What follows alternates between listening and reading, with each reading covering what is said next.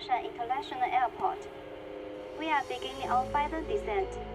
Please fasten your safety belts.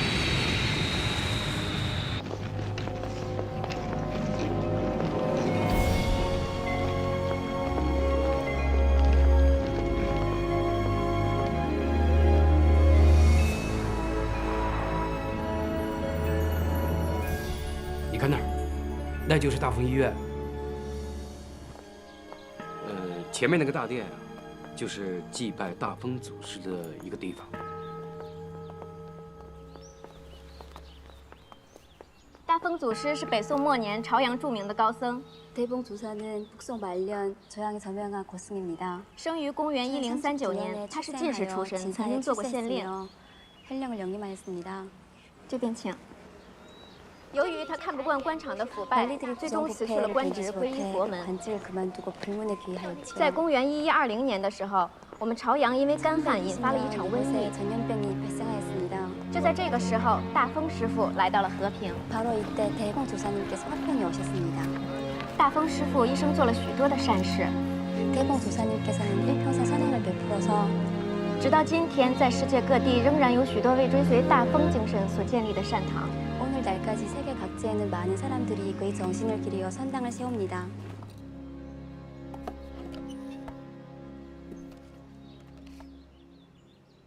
普通的红砂岩，这就是你到朝阳来的目的。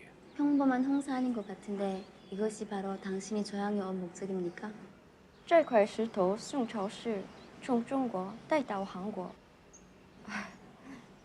제 중국어 실력이 형편없으니 통역을 쓰죠. 不好意思，我的中文不太好，还是用韩文吧。没关系啊。 괜찮습니다.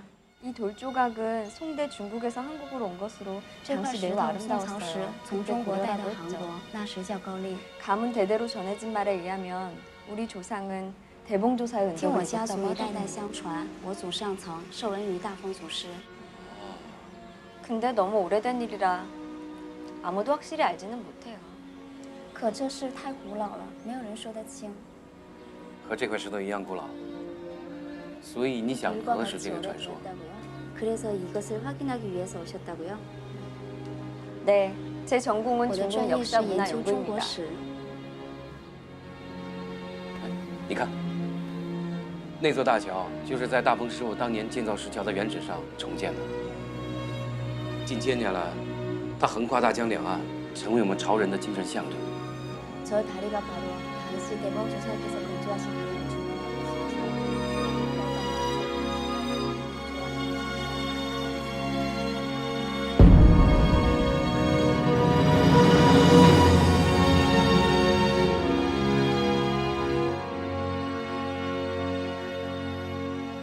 这边请。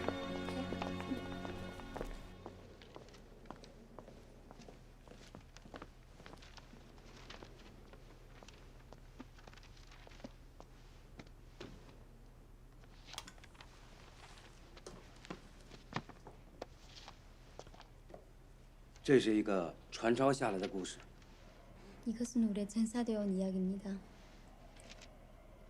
대봉조사에 관한 건가요? 是关于大丰祖师的吗？哦，对。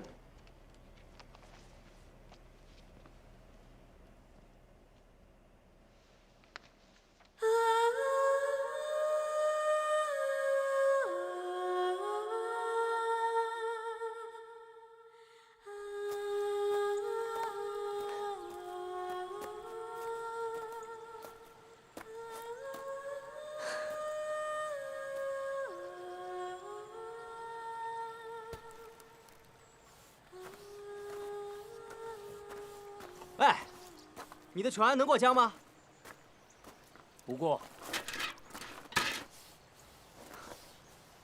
听你口音，不像本地人啊。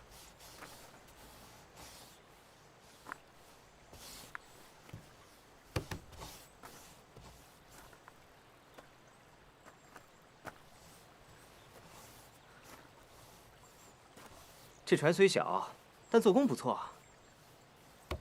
忍了缝，还有水密隔舱。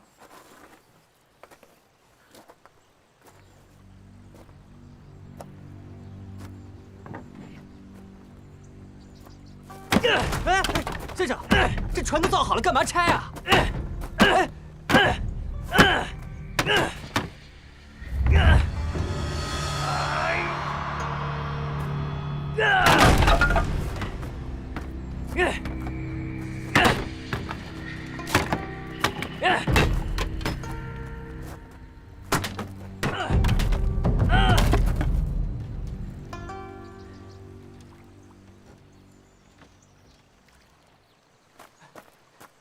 喂，等等，等一下，等等！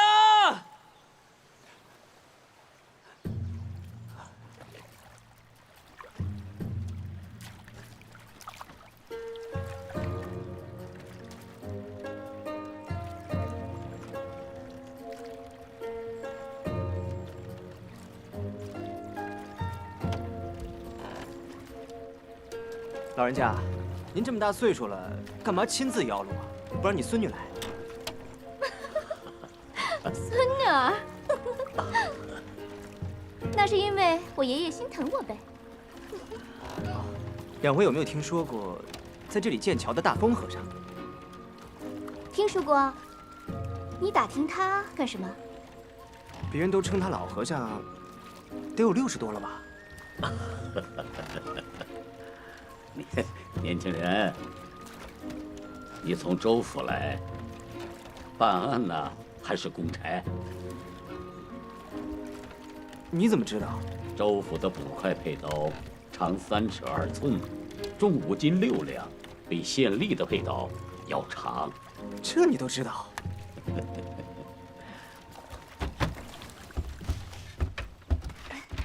您请。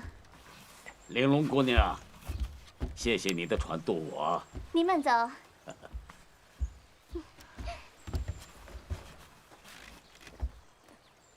哎，他不是你爷爷吗？他就是大风师傅，你刚才打听的那个老和尚。啊？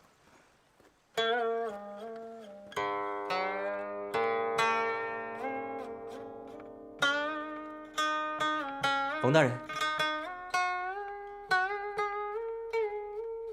老爷，这位州府来的小爷，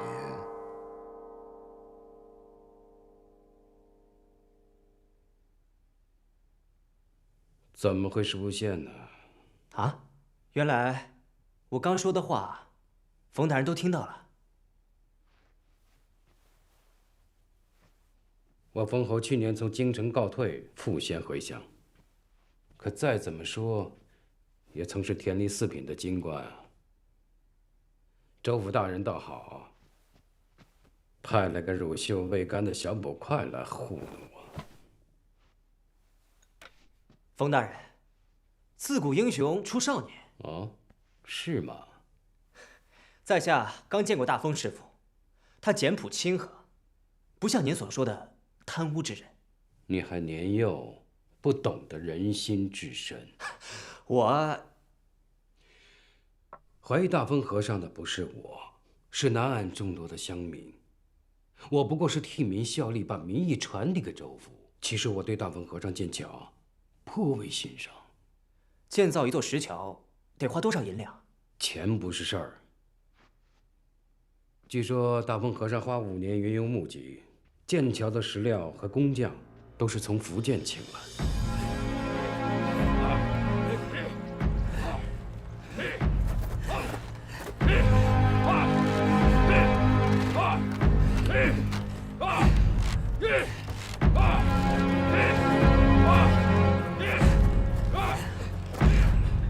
可令人惊讶的是，他建桥的速度。像这么一座18拱桥，通常要花2、3年的时间，可他不到半年，便建了14孔。那还差4孔，桥便可以通行了。可他停工了，为什么？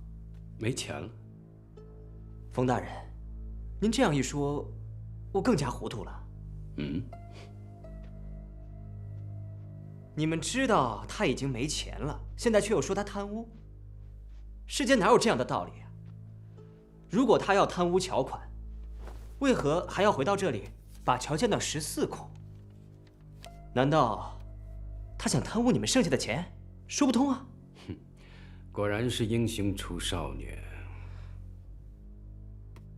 送客。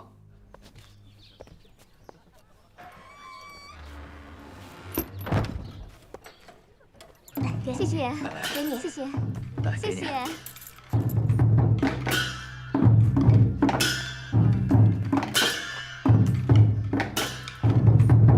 小捕快，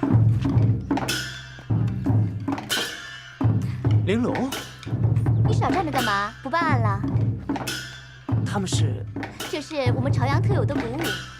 他们听说大风师傅为这里建桥缺钱，从北岸过来帮忙，让大家捐钱，所以我也就跟着参加了。哎，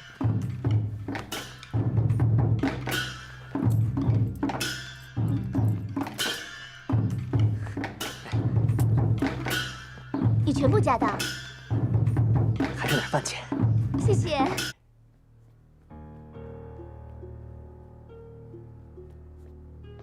老爷，大风师傅到了。请。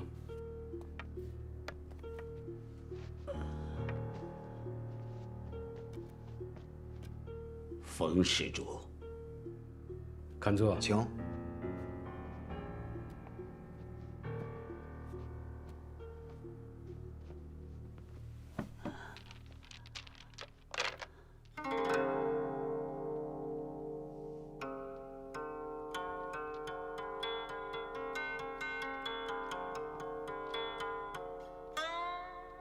冯施主请老衲来，不知有何要事啊？师傅穿成这样，太不像个出家人了。出家人心中向佛，何必拘泥于穿着呢？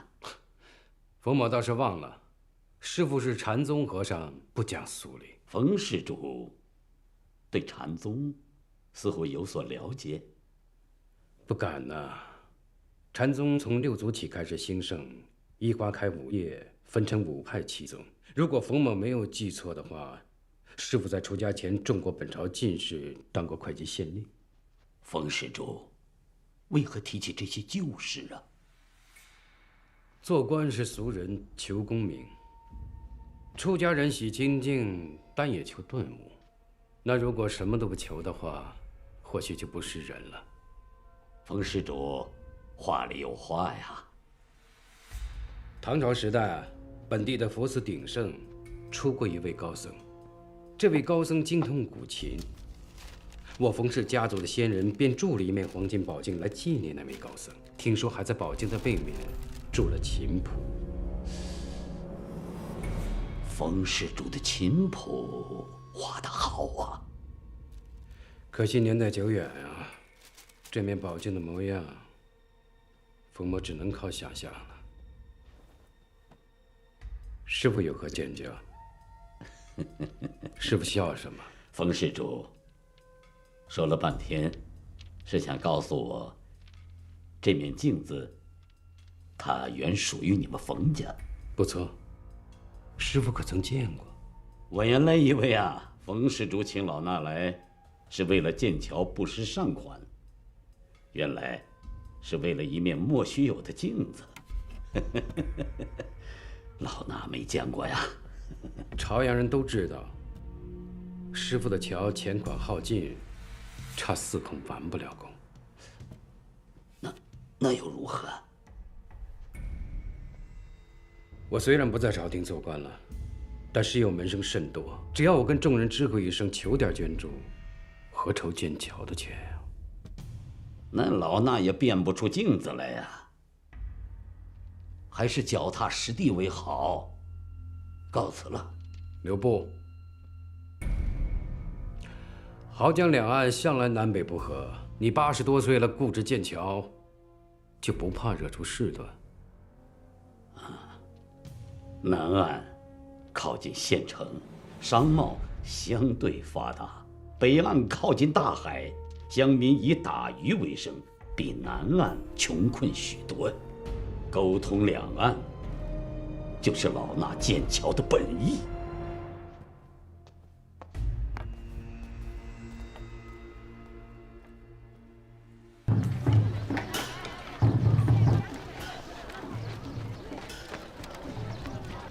老爷，那秦符又出现了。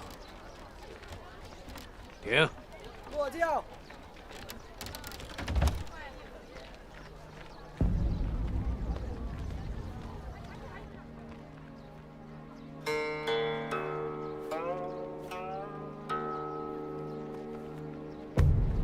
不可能，这样的琴符是根本弹不出来的。莫非是来自传说中的黄金宝镜？先不管他，我吩咐你的事儿，准备好了吗？等您下令。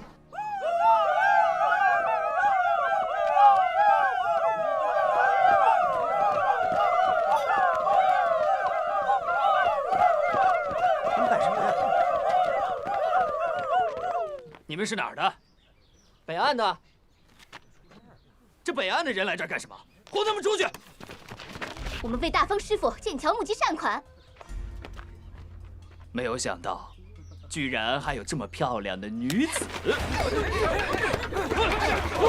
大风师傅来了！干什么？干什么？这剑桥是大家的事情啊，不要分北岸的、南岸的啊！玲珑姑娘啊，我多谢你的好心，你们也让一让。后退。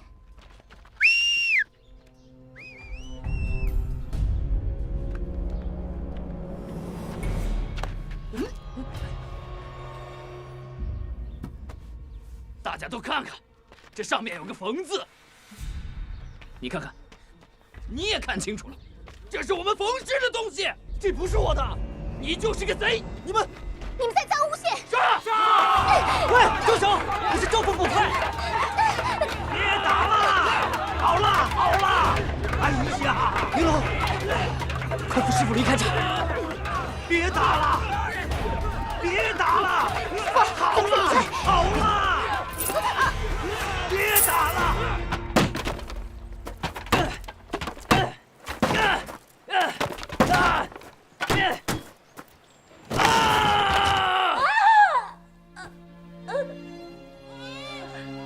林叶夫人，生了生了，您熬过来了。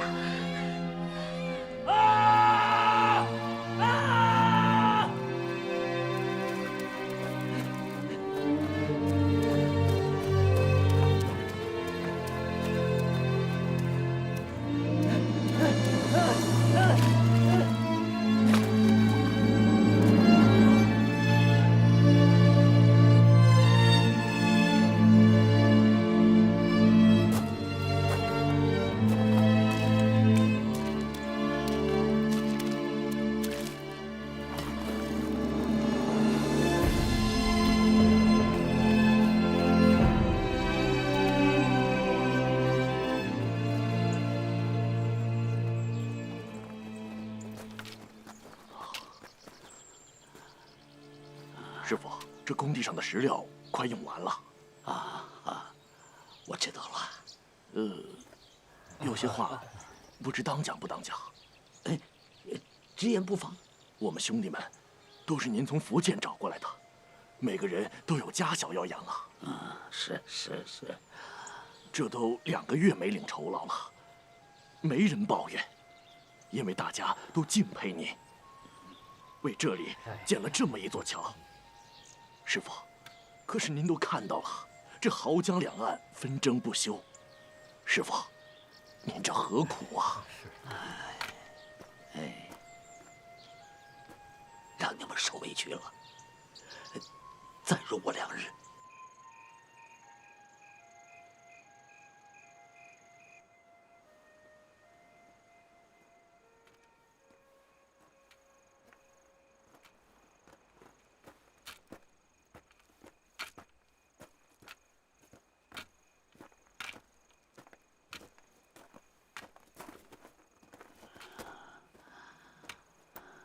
我从福建买来的上好石材就剩这1块了。可我听说，师傅的18孔桥还差4孔才建成啊。是啊。那得补充多少石料啊？我会有办法的。来，师傅，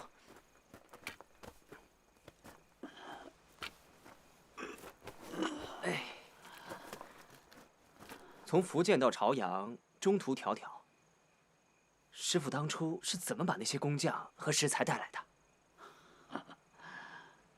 不瞒你说呀，我是在福建出的家，在那儿待了20多年，认识了不少造桥的工匠和水手啊。我听说，福建一带不少大桥，都是僧人亲手建造的。此言不虚。师傅，我有一堆疑问。哦。那个冯侯，性格好像很古怪。哎，还有，大家说的两岸纷争是怎么回事？今天他们干嘛一见面就冲突啊？您为何要在这里建桥呢？你真不愧为捕快呀！冯侯告我吞了建桥的款项，你是来查我的吧？我当然不信了吗？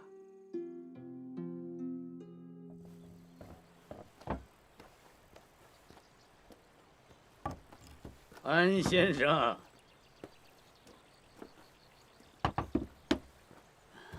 哎，你怎么连话都不说呀？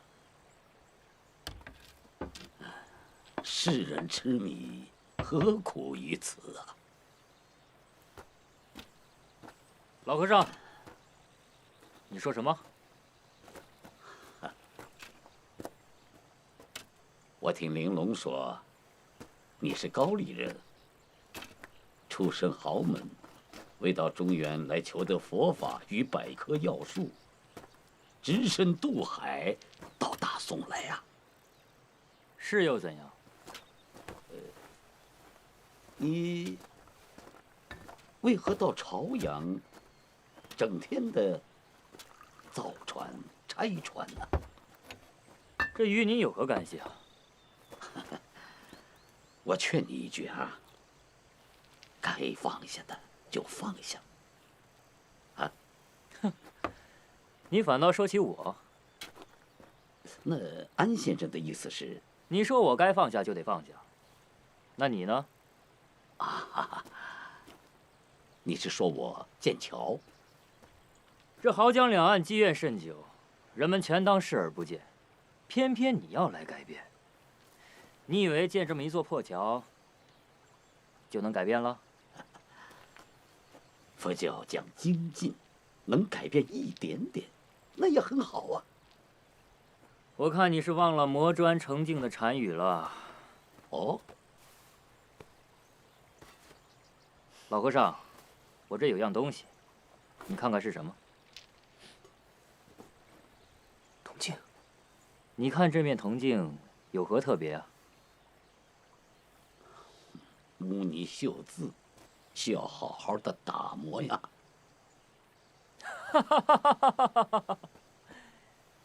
哎呀，亏你是禅宗和尚，说出这种陈词滥调。安生，请安先生指教啊。你们禅宗六祖慧能与神秀辩论时，曾有一偈：菩提本无树，明镜亦非台，本来无一物，何处惹尘埃？世上本来没有麻烦，麻烦都是人自找的。哎呀，安先生既然明白这个道理，那又何必自我折磨呀？小捕快，我们走吧，去看看有什么可以帮到师傅的。嗯，走吧。怎么了？那面铜镜。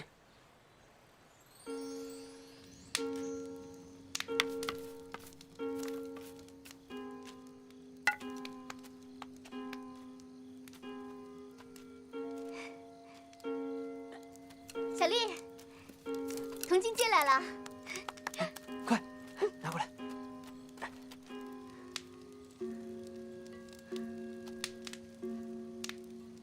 一面旧镜子有什么好看的？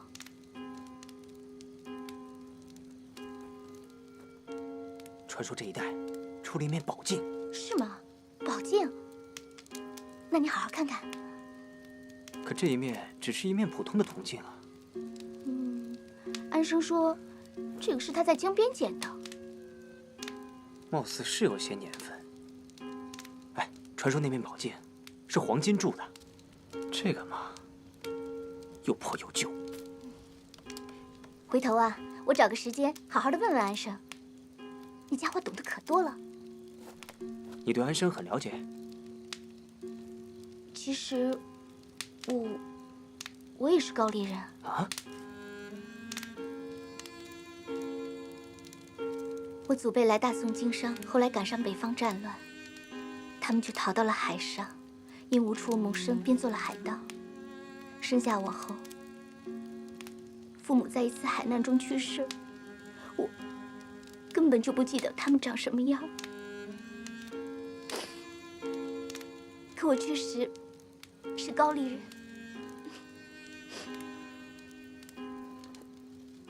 那是谁抚养你长大的呀？父母的同伴，那些当地的海盗抚养了我。后来，大家觉得海上凶险，便迁到了这里。可北岸太穷了。看来大风师傅剑桥还真能帮到你们。哦，那当然，我们都去干过活，抬过石料什么的。好，那我明天想想办法，看能不能帮到大风师傅。真的？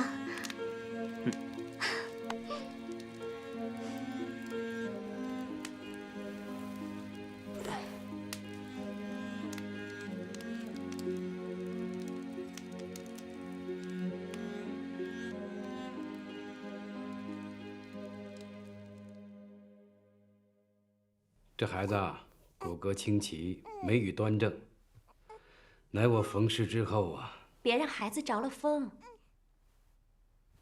从京城回来大半年啊，此乃我最快慰之事。夫人，夫人，让你跟我回穷乡僻壤，委屈你了。不过你放心，我正在同京城书信往来，不出半年便可官复原职。图那些作何？一家平安就好。明月，其实这件事儿我不应该告诉你。大风和尚手里可能藏有一件我需要的宝贝。宝贝？你也知道，官场上不送礼，事情就很难行得通。我的人情啊，已经托到皇上身边的大宦官处了。这位大宦官啊，不缺金银珠宝，唯独幸福。他点名要找朝阳一件失传的宝贝，所以你才回来。老爷，利捕快求见。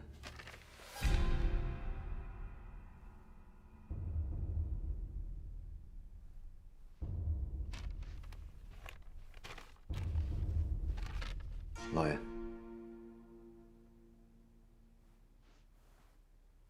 这是何意？哦，今天我在南岸转了一圈，发现有好几处这样的字符。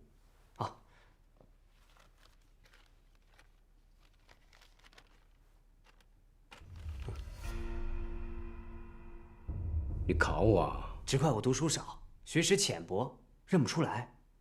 冯大人，您帮我认一下。鬼画符罢了，谁认识他呀？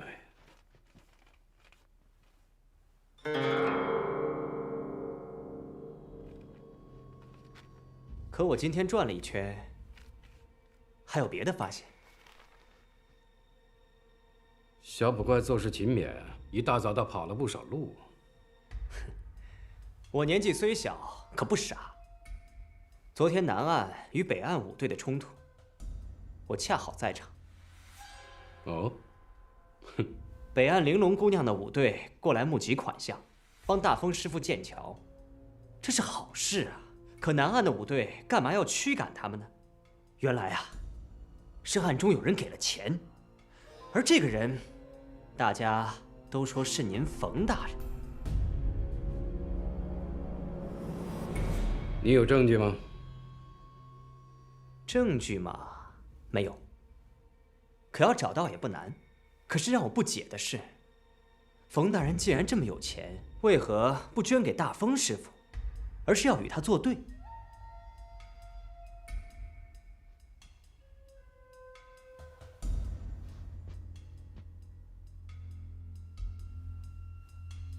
以前我在朝为官的时候，你这样的小公差如此无礼，会挨板子的。可您现在是民，我才是官府的人。勇气可嘉。我虽然是民，但官场上起起落落也乃正常啊。像我这样的人才，朝廷不会坐视不用。等我官复原职，我需要1、2个得力的助手。您是说我？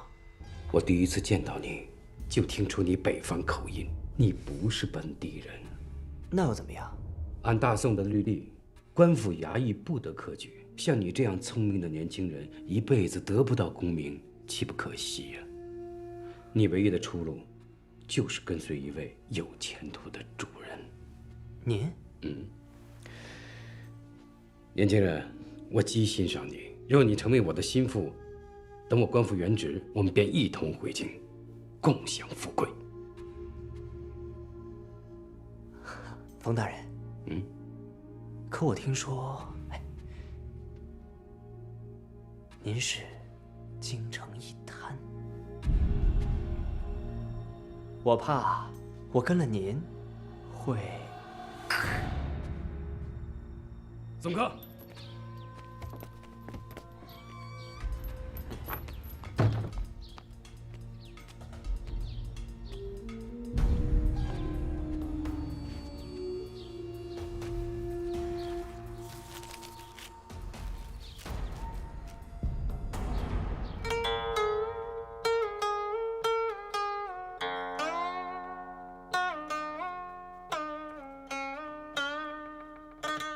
老爷，大风师傅到了。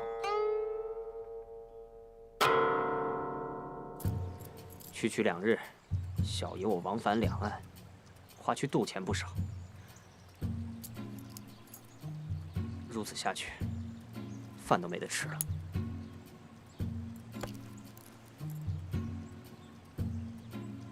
你，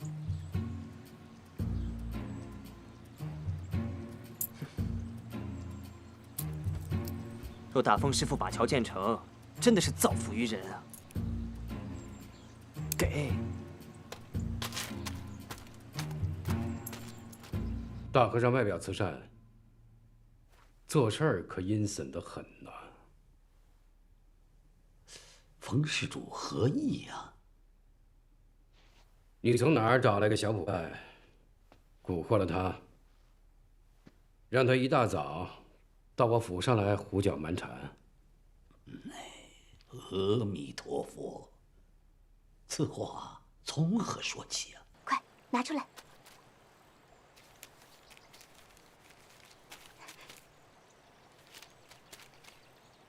这个是什么玩意儿啊？安生，你过来看看。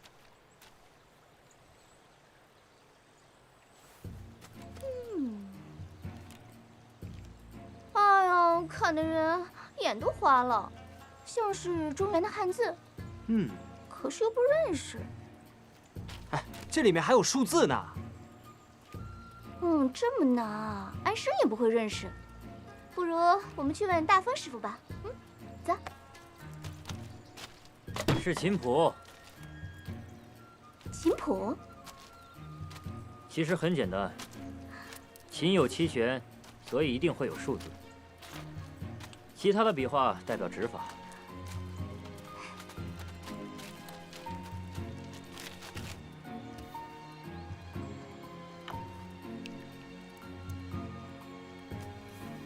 这中间的2代表2弦，外面的1挑代表右手挑弦。哦，明白了。这叫简字琴谱，是唐代人发明的。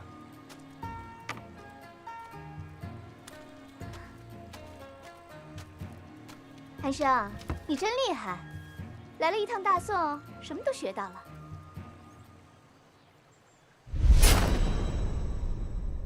鬼画符罢了，谁认识他？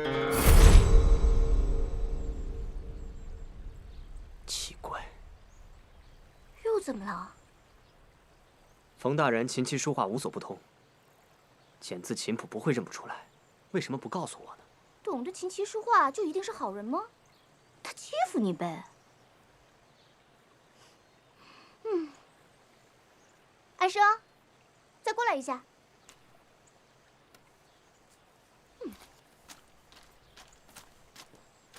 安生，你在帮穆小捕快。你知不知道那个宝镜的事啊？他问起来没完没了的，很讨厌。没完没了的怎么了？总比你今天造船，明天拆船要好吧？他可是我朋友。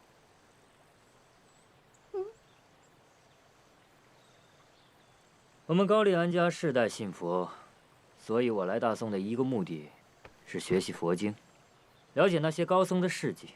我曾经在一本古书上读到过，唐代在朝阳这个地方，出过一位高僧。这位高僧专心修行，不像大和尚你，建什么桥画什么圆，弄得大家鸡犬不宁。若此桥能够建成，老衲做个低僧，也未尝不可呀。你倒固执。那位高僧圆寂后，留下了一样神通。那都是后人的穿凿附会，秘密就在我冯氏家族送给高僧的宝镜上。听说谁找到宝镜，月明之夜，能见到高僧的真容从镜中冉冉升起。此时诵经，便可脱离苦海，被高僧接引成佛。在镜中能显出高僧的样子，荒诞不经。我也听过这个传闻，谁见过这面镜子？100多年来啊，大家一直在找。冯施主也在找？难道大和尚你就不再找？老衲朝思暮想的，莫过于剑桥。好一个朝思暮想啊！你是个云游和尚，等你把桥建完，云游出去，我也找不到你了。你吧，你我啊，把话说破。冯施主，你想说什么？我从京城回来，便知道你建桥的事了。我还去实地看过。哦，在唐代，濠江多次泛滥，几次改道。我发现你建桥的选址有些蹊跷。濠江水流湍急，必须选一个合适的地点，才能把石条沉入江底，作为桥墩的基础。可你南岸的桥头恰好建在了藏宝洞上。藏宝洞？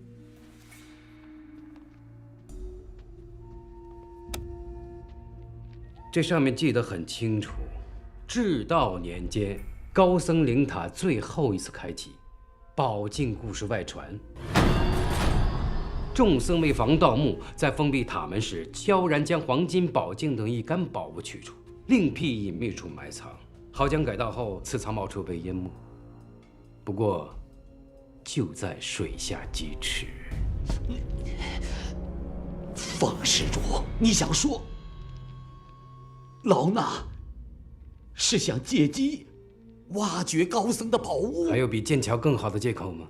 难道你要说这黄金宝镜就在老衲手里？我没有证据，因为我从京城回来时，你的桥已经建了一半了。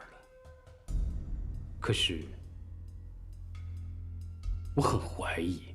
师傅，师傅，哎，在那边。啊！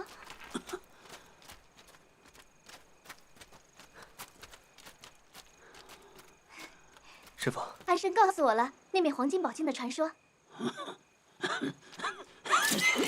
师傅，师傅，师傅，您为朝阳募来了建桥巨资，您自己却住这样一个地方。出家人住在哪里，都是修行啊。那个冯侯真是可恶啊！他凭什么说您拿了黄金宝镜啊？师傅，他由我来对付，您放心建您的桥。他派出爪牙，禁止我在南岸花园，还散出许多的谣言，重伤备案。那咱们不要南岸的钱，靠北岸人力，一样能把桥建起来呀。若南北两岸因建桥不和，背离了我的本意呀。师傅，师傅，我让安生来给您把脉。哟，这你都会啊？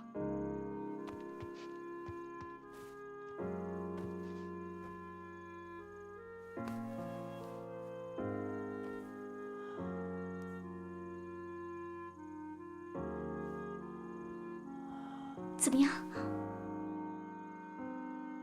哎，怎么样嘛？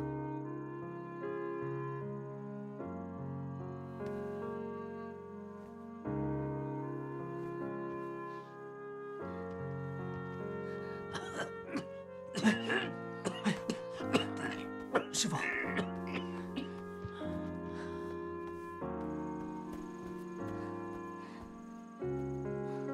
我回对岸去了。啊，你还没有说师傅的病呢。你忘了一件事。什么啊？吞吞吐吐的，真是急死人了。大风师傅太老了。是啊，他已经89了。他的病很简单，但是我治不了他。别走啊！你说的话我听不懂，到底给师傅抓什么药啊？啊？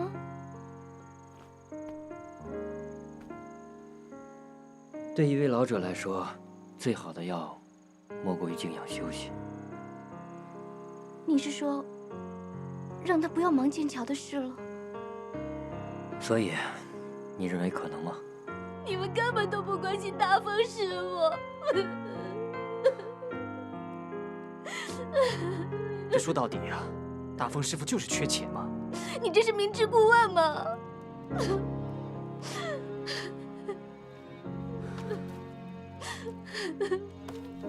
可是能有什么办法，能够帮大风师傅弄到些钱来，帮他解决问题呢？其实，师傅募到的钱，原本是够建桥的。啊？谁知桥建到一半的时候，刮了一场台风，结果不少百姓的房屋被毁坏，庄稼被淹没。师傅就用募到的钱来救济这些百姓，这样造桥的钱就不够了。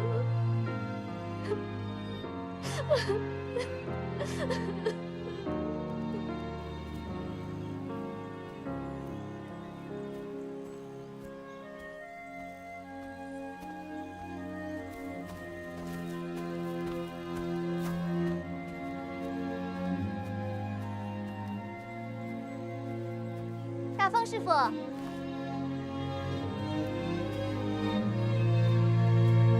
大风师傅，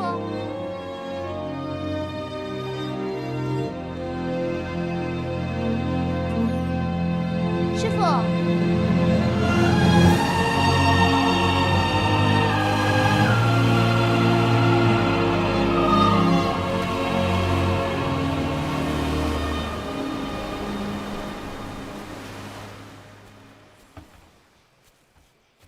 还没想出来啊？你都想了快1天了。安生的船拆掉，都重新造起来了。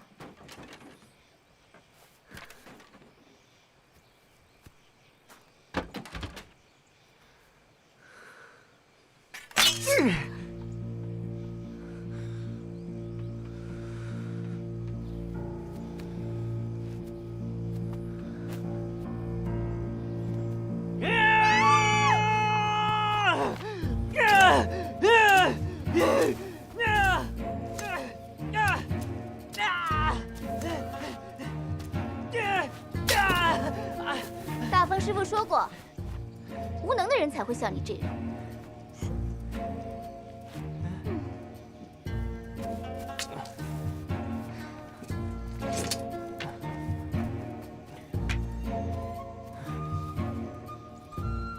这件僧袍我已经帮师傅补过很多次了。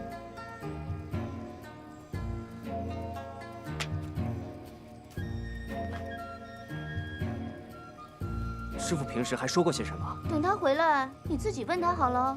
哎，启发一下嘛，我脑袋都快想破了。师傅说，人要做好一件事，首先要发愿。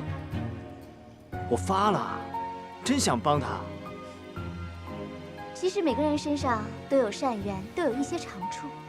每个人都会结善缘，都有长处。长处？对呀，长处，长处。我的长处是。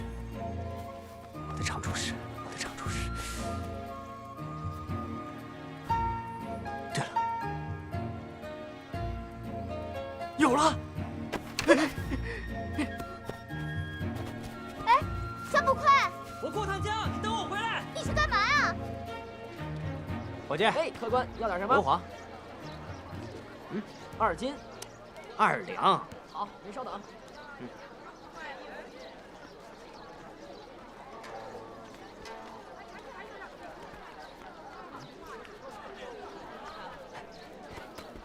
哎，安生，来南岸采买啊？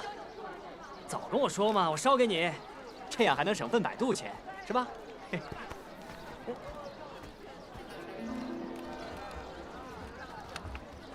怪人。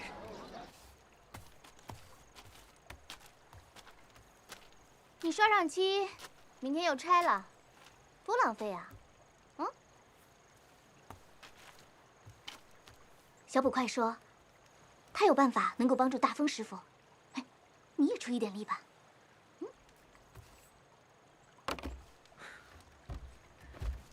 说吧，需要我做什么？你不是认得琴谱吗？那琴也弹得很不错了。明天我们2个坐船过江，摆个摊子，弹琴募捐吧。我可不是卖艺的。做点善事就委屈你了。我曾是高丽最精通琴艺的人，可是我不再弹了。为什么？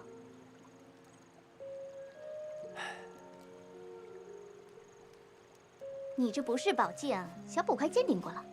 他懂什么呀？我懂，宝镜是黄金做的。你有没有读到过一个关于美玉的故事啊？我？我又不像你是贵族，读过那么多书。在中国春秋的时候，有一个玉工，他捡到了一块璞玉，带着去见大王。然后呢？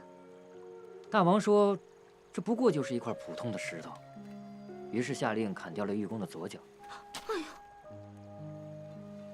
后来大王死了，玉工又拿着璞玉去见大王的儿子，儿子还是不信，又下令砍掉了他的右脚。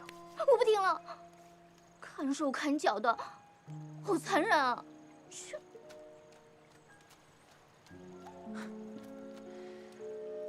可它终究是一块真的美玉。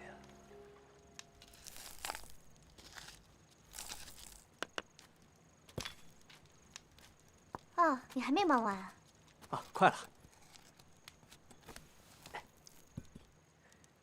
这是什么？安生什么都懂，可是这个他一定没学过。我父亲是军旗间的监视，他把这门手艺传给了我。这是军器，用于作战，威力巨大。哎，别怕别怕，哎，过来嘛。它呀还有别的作用，比如说帮助大风师傅。去，骗我！其实我根本不是做捕快的料。冯侯刁难大风师傅，我连原因都找不出来。可是你的心眼儿却是这个。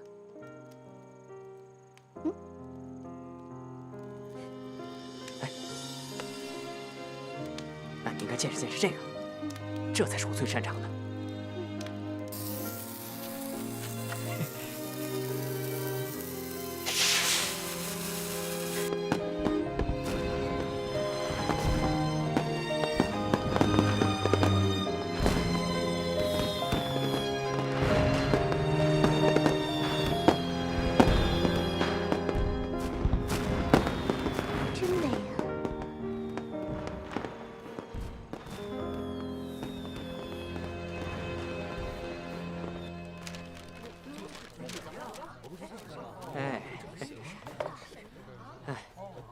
烟火盛会啊！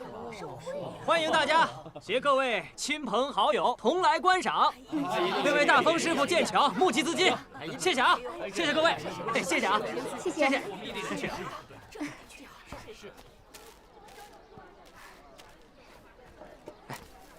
哎，等一下，把它卖了，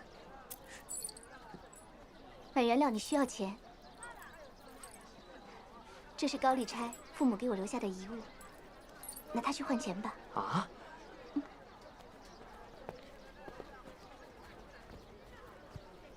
哎，玲珑，你这么相信我？当然，我们一定能成功。等我们帮大风师傅把桥建好，我找件礼物送给你。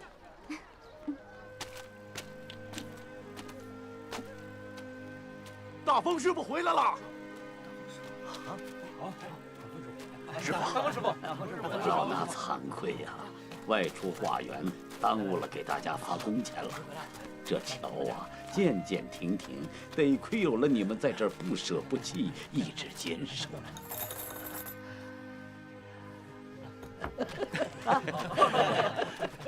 大风师傅，那您的呢？我的建桥的钱，最后那几孔的钱。哎，不，你们呐，先去置办食物，补充一下体力。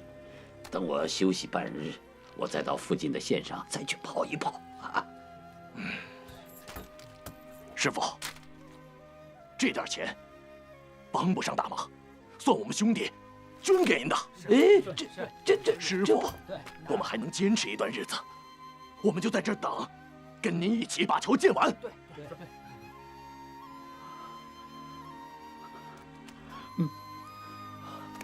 好，多谢，多谢，不客气，谢谢，感谢。老爷，小人听说大风和尚今天又回到朝阳了。你什么意思？小人不敢。说呀。如果他真的得到了宝镜，为什么还回来呢？或许他放心不下那座破桥。哎，这些和尚都是婆婆妈妈的土许名。哎，也许他拿到宝镜，瞒着大家，还想让大家念他的好。我为什么一直怀疑宝镜已经出土，就是因为这些琴谱，这上面的指法非常奇特，不是寻常人能弹得出来的。一定是当年高僧谱的曲子，注在了宝镜的背面。可到底是谁把这些琴谱画在街上呢？大风和尚，他到底想干什么？官人，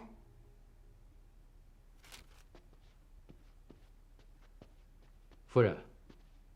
你产后虚弱，还在坐月子。听说官人在发脾气。哎呀，没有啊，来。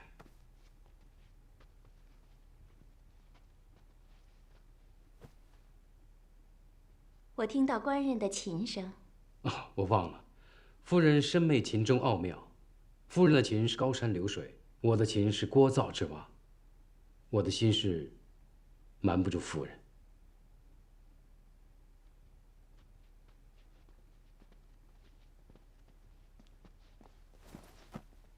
官人与大风和尚纷争，闹得朝阳沸沸扬扬，我也不得安心。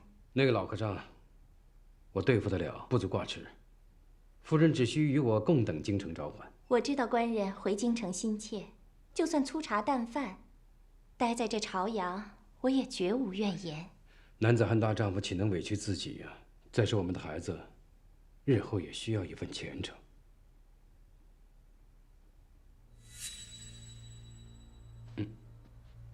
找些古谱练琴，夫人莫笑。夫人，夫人，来人了！扶夫人回去。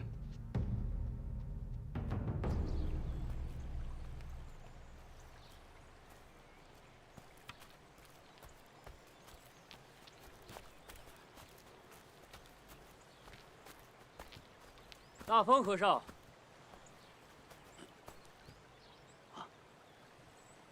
安先生啊，你行色匆匆，从哪里来，往何处去啊？安先生啊，老衲有事儿，没工夫跟你谈这些禅宗机锋。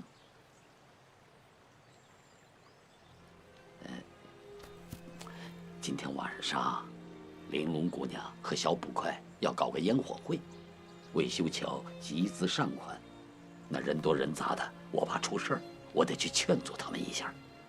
少年人玩闹，能出什么危险？建桥不顺，岂是缺钱那么简单吗？那是什么？两岸的人心。禅宗和尚推崇平时随意，从这点上看，你倒像个和尚。可你俗事管得太多，又不像个和尚。阿弥陀佛，你想说什么呀？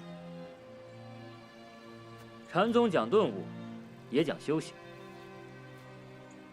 需要莫照关心，发慈悲愿。可是你每天忙忙碌碌，与一个修桥的工匠有什么分别？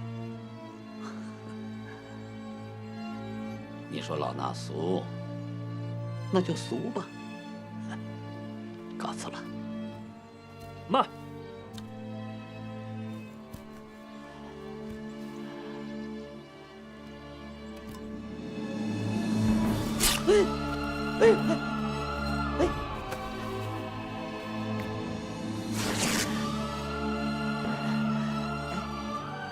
你怎么会自残呢？你，我解不开内心的困惑，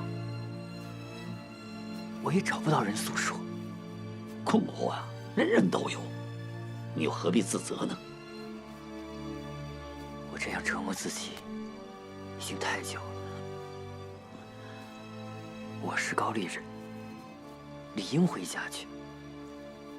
可是我又了无生趣，想出家为僧。请您告诉我，该选择出家还是回家？有那么难吗？回家，前方是大海；出家，我又不甘心。好，那你就把心放下来吧。啊，心？对，利己之心，痴心。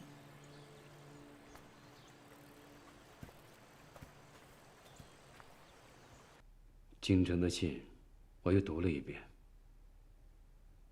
大宦官说，御史不肯放过我，扔在唐河，要将我入狱治罪。所以他催问黄金宝镜找到了没有。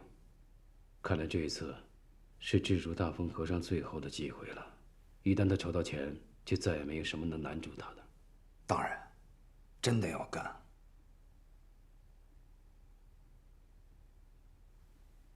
我不干怎么办？我不能坐以待毙。荣华富贵跟万丈深渊，确实是在一念之间。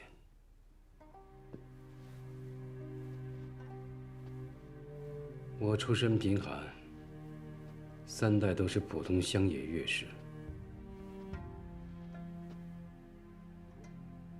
我10年苦读考中进士，才挣得这份家业。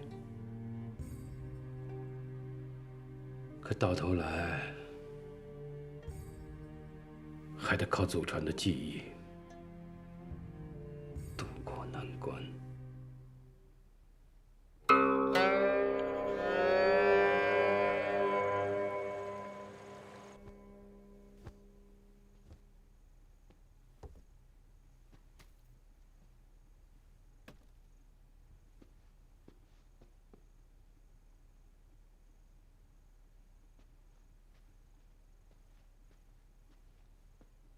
夫人，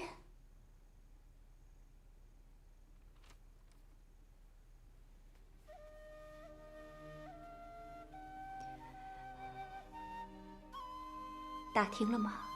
是老爷从街上抄回来的，南岸还是北岸？奴婢不知道。老爷呢？出去看烟火了。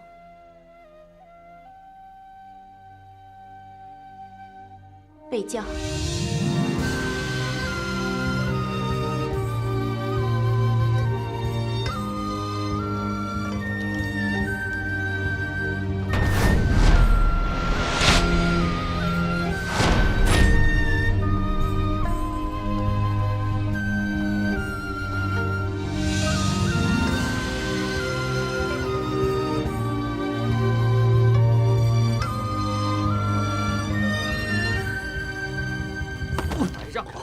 怎么回事？大风师傅，您是大风师傅？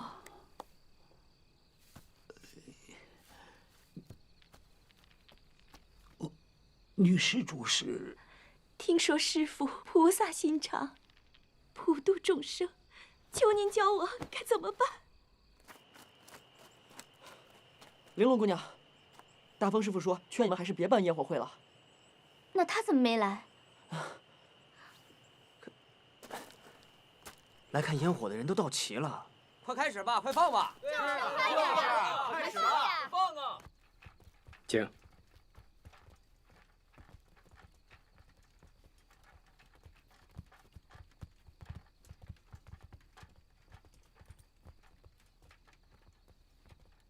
这处凉台啊，乃是观赏烟火的最佳位置。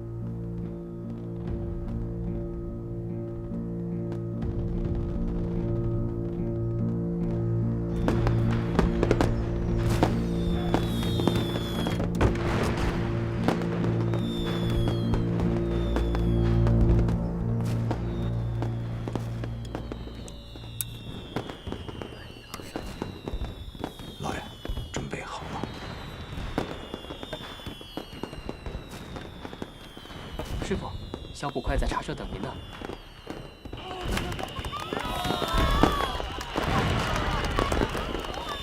厉捕快，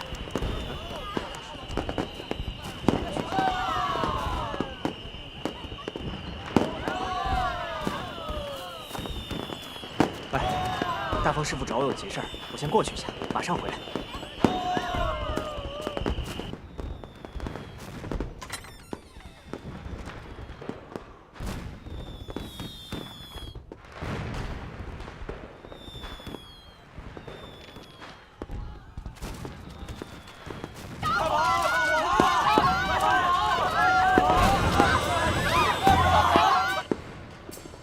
好像出事了，夫人，你先进屋，我去看看。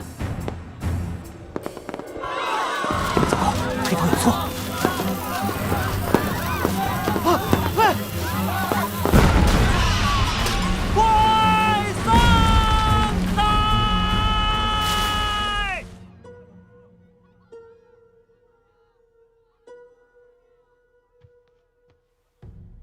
各位，请稍安勿躁。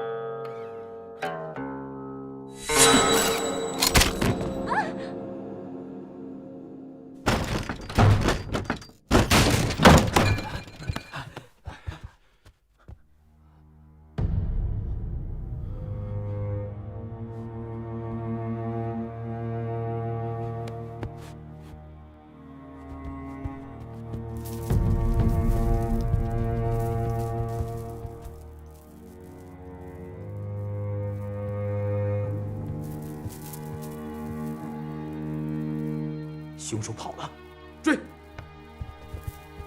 明月，你为什么在这儿？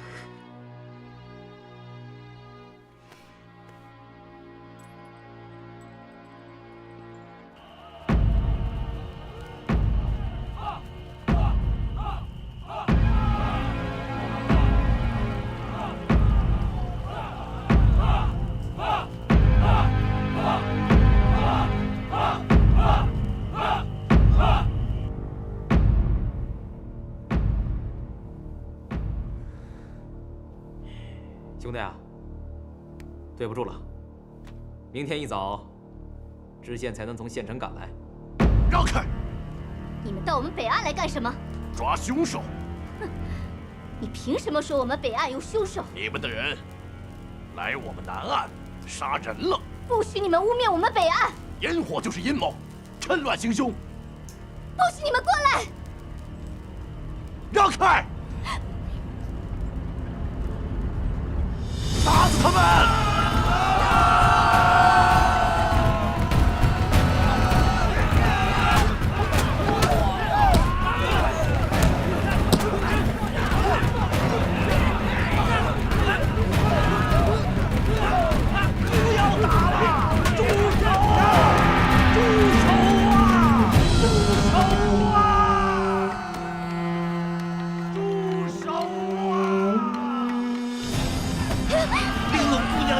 退家，快走！不，我们北岸已经被他们欺负得太久了。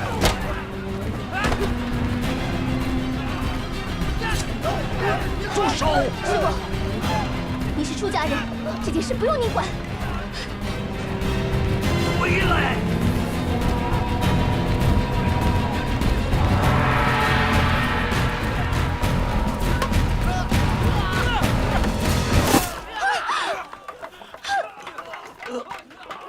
大风师傅，躲开！打！你们打！打呀！打！既然你们不要这座桥，那我就砸了它！我砸了它！躲开！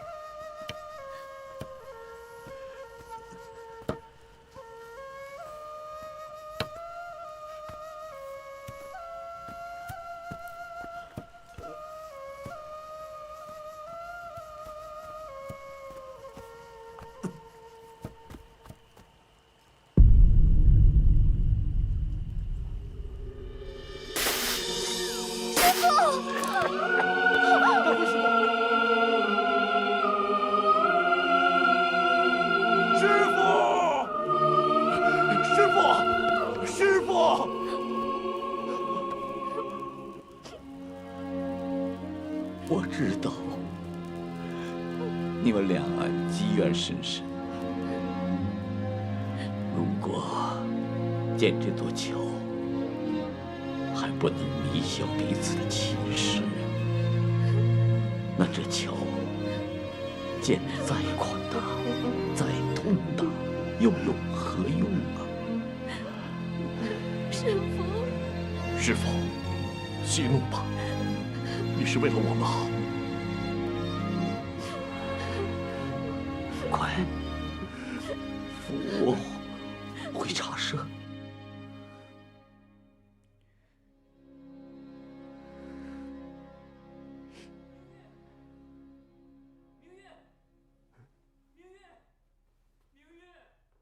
明月，明月，明月，明月，明月，让我见明月。让我见明月，让我见明月，明月，让我见明月。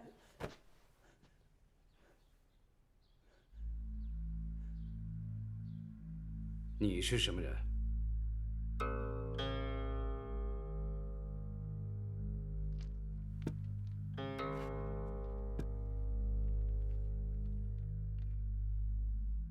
事发之前，曾有人分别约我和小捕快来到这间屋子。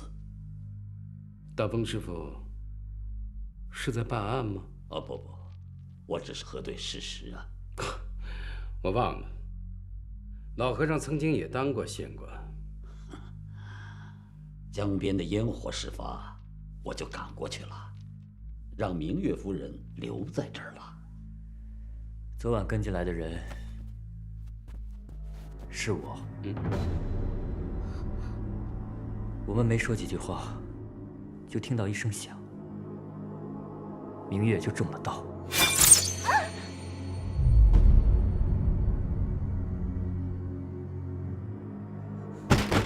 快走，快跑，快跑！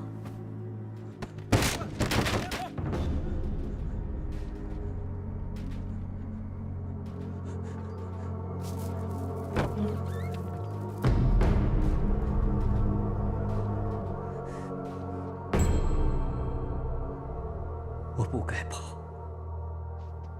你分明就是凶手，怎么还不抓他？大风师傅，凶手未必是他。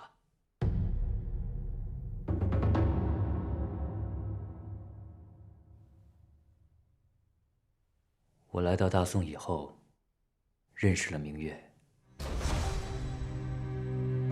她是我见过最善良、最聪慧的女子。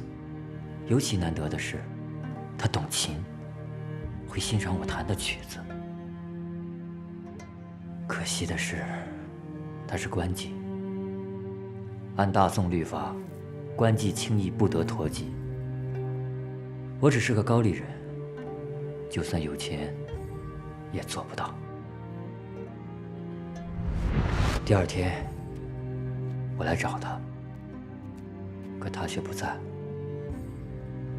听说他被一位姓冯的大人带走了。他终于不用做官妓，我替他高兴。可我又听说，姓冯的大人是个贪官，为人阴毒，我很替他担心。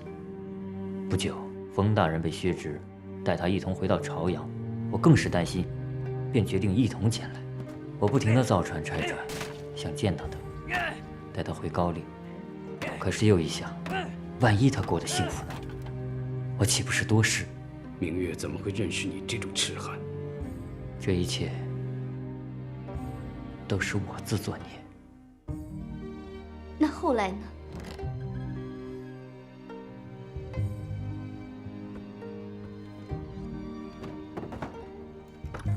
昨天晚上，我居然见到了他。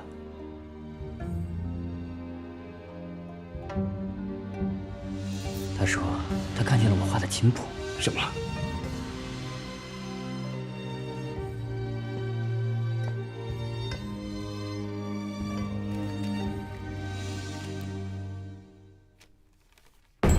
是不是这个？你记得没错。可为什么不早点让明月知道呢？你在街上写这些，是想告诉明月你到了朝阳？没错。这首曲子的谱子，他一见就能明白。不可能，这根本就弹不出来。这是传说中宝镜上的琴谱。那是我自创的高丽曲，要我弹给你听吗？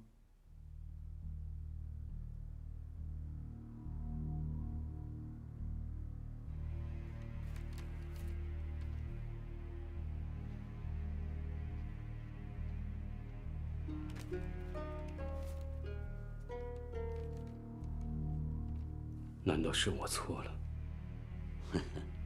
世人痴迷呀，冯施主，我略知一二了。你知道什么？冯施主想对付老衲和小捕快呀。胡说！我听衙役说，这明月出事儿的时候，冯施主还在隔壁弹琴呢。哎，这儿原来挂着一把琵琶，是我在冯施主的书房里见过的。因为那琵琶是罕见的直向琵琶，所以我记忆深刻。只要把这琵琶找到了，这个案子或许可解。说得好。在下是州府捕头，在门外听了一会儿了。大风师傅真是敏锐过人呐。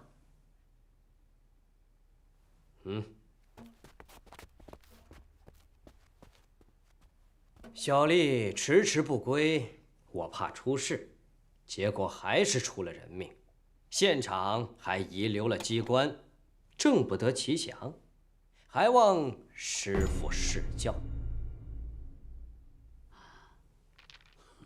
好了，老衲明白了。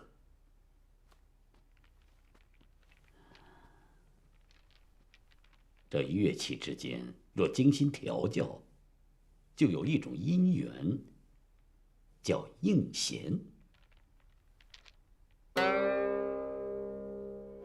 这机关原本为我和小捕快而设，阴差阳错进来的是安生和明月。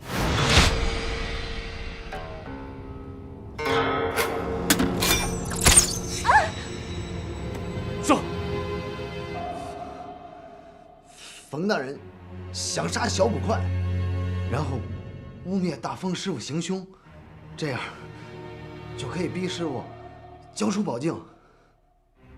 杀我？就因为我查你姓冯的吗？荒唐！师傅哪有什么宝镜？可怜了明月呀！安大哥，安大哥，快！你怎么了？安大哥，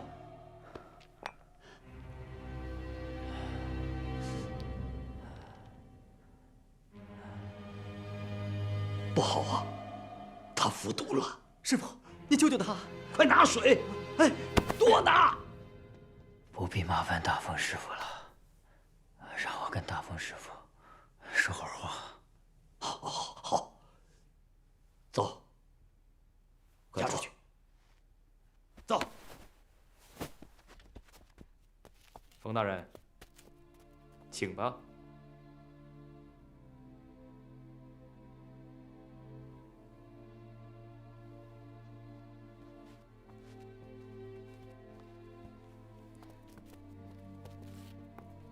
玲珑姑娘，你先留步。大风师傅，我曾狂行发作，嘲笑你佛法不精，其实是我愚昧无知。哎，你不必说这些了。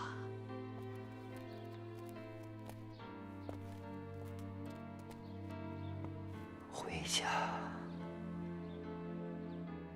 出家，我一直没有答案，现在也没有。安先生，你心地慈悲，只是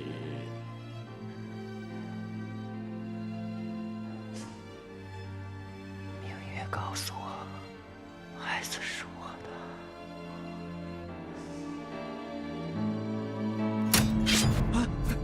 冯大人，退后！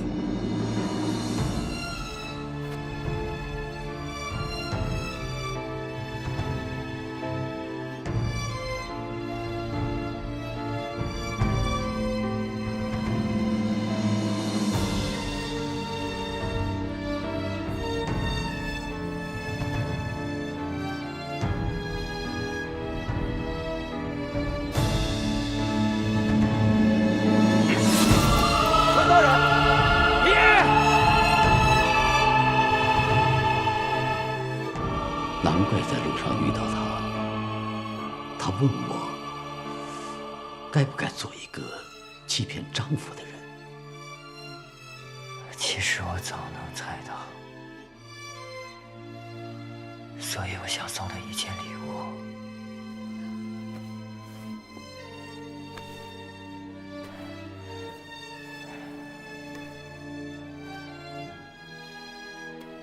这个我擦洗过，确实是件古物。明月看到它说很美。我总觉得这铜镜里还有许多奥秘，可是我太累了，不想再参悟了。大风师傅，冯大人他自杀了。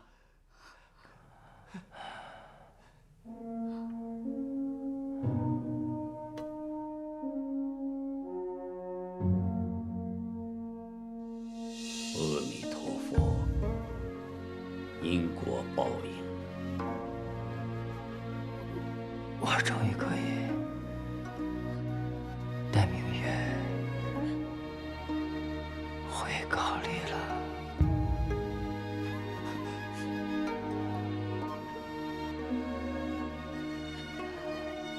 安先生，老大为你诵经。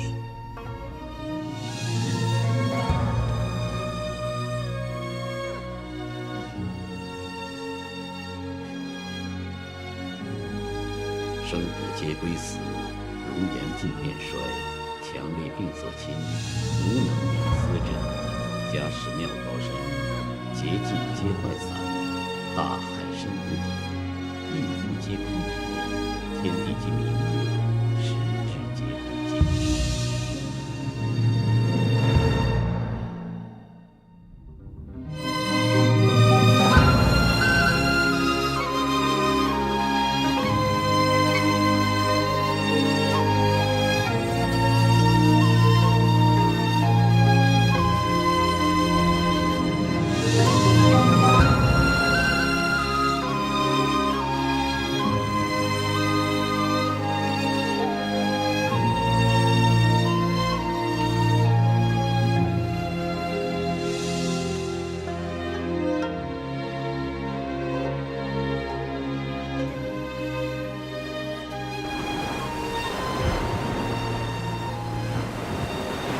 师傅，都怪我，他自作聪明，办什么烟火会吗？你也不用自责，你也是一片好心。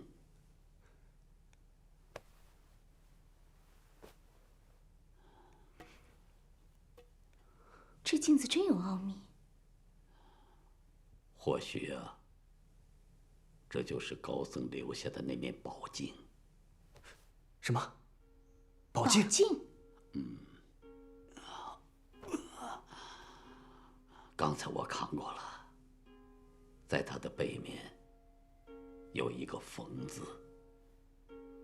我出家的时候就听祖师说过，在大唐，人们要帮助高僧铸一面铜镜。高僧同意了。高僧说，他想把他的愿望也住在这里面，这叫菩提心，也是一种宏愿。可这里什么都没有啊！据说呢，这是用一种特殊的铸法铸成的，它需要经过打磨的轻薄、光亮，里面的东西才能够显现出来。可是后来呢，以讹传讹，传遭附会，说呀，他藏着高僧的真容在宝镜里。那到底藏着什么？我也不知道啊。你快磨磨。好。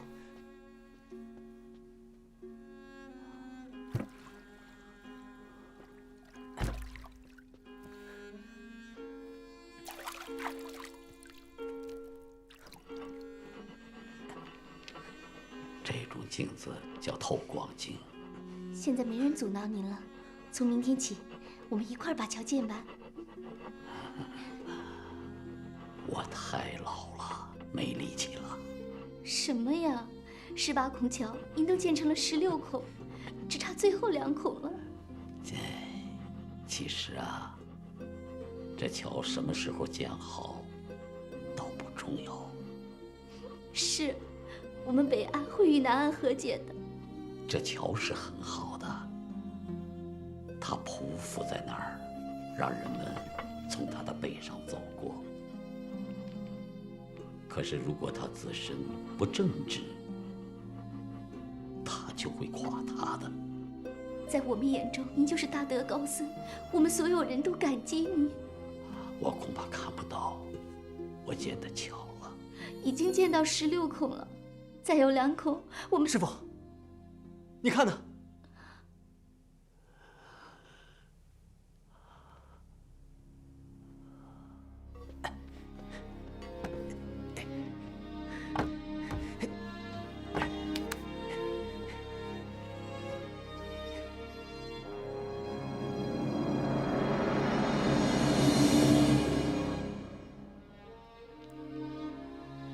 这就是铸镜人的心愿，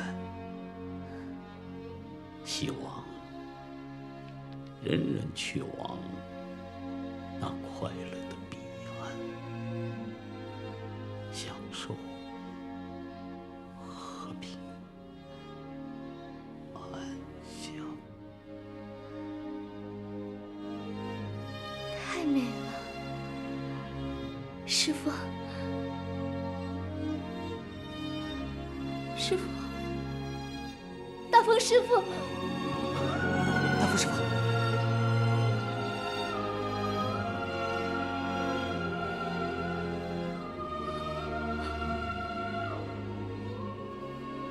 大风师父圆寂了。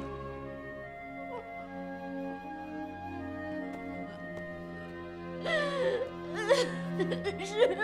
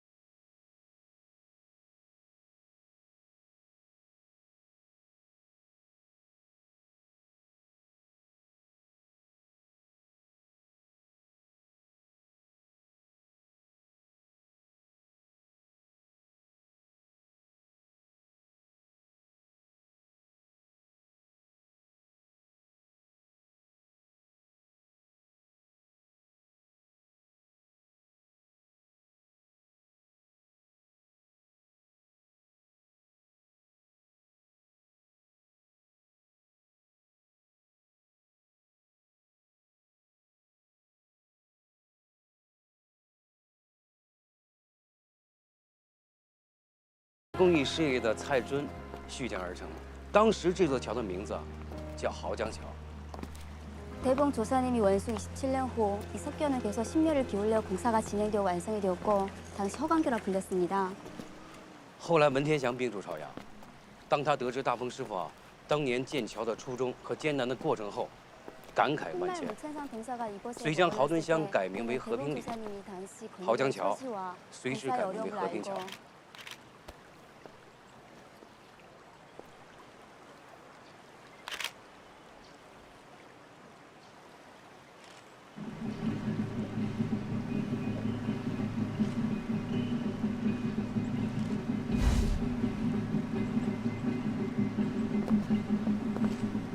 이것이 바로 옛 전설의 조선연가 춤이로군요. 这就是传说中古老的潮汕莺歌舞。